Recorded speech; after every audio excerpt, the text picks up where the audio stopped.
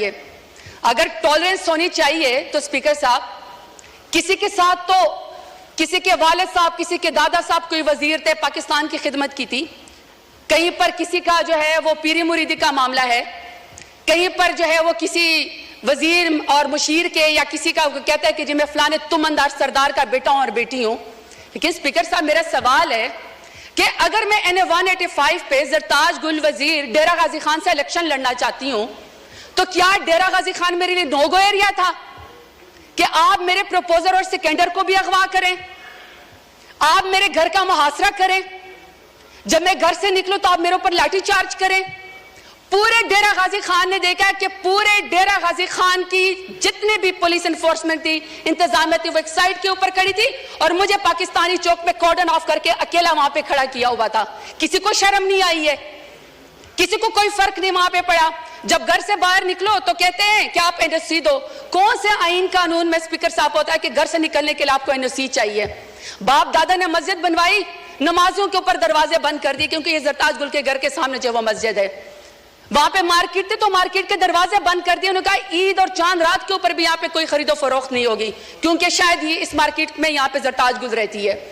मेरे खानदान की खवातीन स्पीकर साहब शरई पर्दा करती हैं।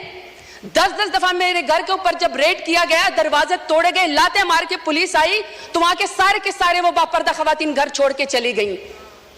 तो आप कहते हैं कि आपको सियासत का हक है। मानते हैं हम बेनजीर भुट्टो साहबा की हम इज्जत करते हैं, क्योंकि पहले वजीर आजम थी खातून, लेकिन एक दूसरी भी तो है ना, जो टिकटॉक और वजीर आला, जो कहती है कि खवातीन मेरी रेड लाइन है। रेड लाइन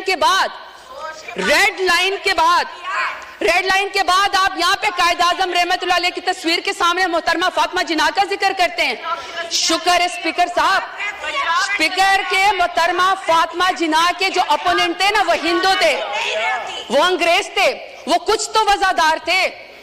यहाँ पे वजादारी का मुझे आलम बताएं, यहाँ पे आप मुझे वजादारी का आलम बताएं स्पीकर साहब, कि कायद आजम रहमतुल्लाह अलैह के पाकिस्तान में भी खवातीन को सियासत की इजाजत है।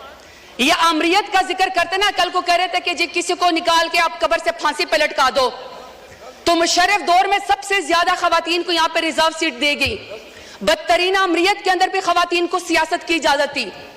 बेनजीर भुट्टो के दौर के अंदर भी खवातीन को सियासत की इजाजत थी। इमरान खान मेरे लीडर की हुकूमत में खवातीन को सियासत की इजाजत थी। सबसे ज्यादा पाकिस्तान की तारीफ में अगर काबीना में कोई मिनिस्टर बनी है तो वह इमरान खान के दौर में बनी है। मैं सवाल पूछना चाहती हूँ स्पीकर साहब इनको चुप कराएं। ऑर्डर इन द हाउस मोहतरमा, आप बोले। स्पीकर साहब, मैं सिर्फ सवाल पर यह करना चाहती हूँ कि जब नवाज शरीफ का दौर आएगा, जब शहबाज शरीफ का दौर आ गया, तो क्या खवातीन के ऊपर सियासत के दरवाजे बंद होंगे? हमेशा उनकी कैरेक्टर असैसिनेशन होगी, हमेशा उनको जेलों के अंदर डाला जाएगा? मैं सवाल पूछना चाहती हूँ स्पीकर साहब, मैं सवाल पूछना चाहती हूँ कि रेहाना डार साहिबा जो सियालकोट में, जिसका तो 9 मई से भी कोई ताल्लुक नहीं था, बेटे की सीट पर इलेक्शन लड़ना चाह रही थी, वालदा की उम्र के खातून है, आपने यहाँ पे एक बंदे को जितवाने के लिए पुलिस के जरिए उसके गरेबान में हाथ डाला। आसमान भी कांपा होगा। मैं आपसे पूछना चाहती हूँ कि आपको कौन सी सियासी बर्तरी हासिल होगी रेहाना डार को आपको घसीटते हुए और उसके गरेबान में हाथ डालते हुए? स्पीकर साहब, हमने तो सुना था कि फलस्तीन में, कश्मीर में मकबूजा जगहों पे यहूदी और हिंदू जो खवातीन के खिलाफ टॉर्चर करते हैं, उनको हरास करते हैं, ताकि उनको कोई जो है उसके ऊपर बर्तरी हासिल हो जाए। स्पीकर साहब, मेरा सवाल है स्पीकर साहब, कि जब आलिया हमजा को, पढ़ी लिखी खातून इंजीनियर है, जब आलिया हमजा को उनकी 3 बेटियों के सामने रात को उसके बेडरूम से बालों से खींचकर मर्द पुलिस वालों ने सीढ़ियों के ऊपर घसीटा, तो मैं शहबाज शरीफ से पूछना चाहती हूँ, कौन सी सियासी बर्तरी आपको पाकिस्तान तहरीक इंसाफ के ऊपर हासिल हो गई? अब मैं डॉक्टर यास्मीन राशिद का जिक्र करना चाहती हूँ। स्पीकर साहब, डॉक्टर यास्मीन राशिद हैं, एक्स मिनिस्टर है हेल्थ की, और वो इस कौम की खिदमत कर चुकी है, कैंसर की सर्वाइवर है, एक लीडर खातून है।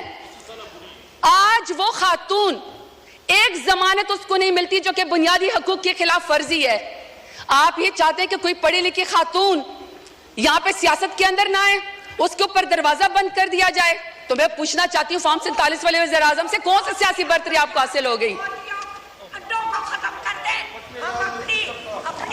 स्पीकर ऑर्डर इन द साहब, house, order in the house, please please सुने सुने, ऑनरेबल मेंबर बोल रही हैं, सुने जी, आप जारी रखें प्लीज।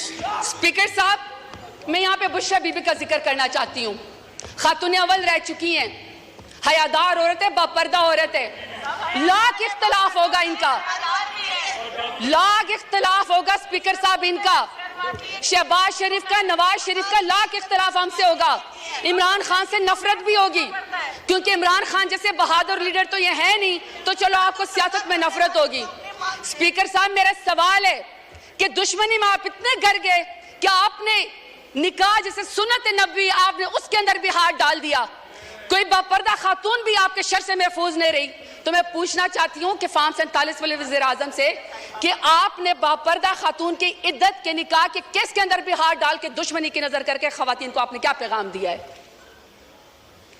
तैयबा राजा, सनम जावेद, आयशा भुट्टा, मैं हजारों के नाम लेना चाहती हूँ स्पीकर साहब।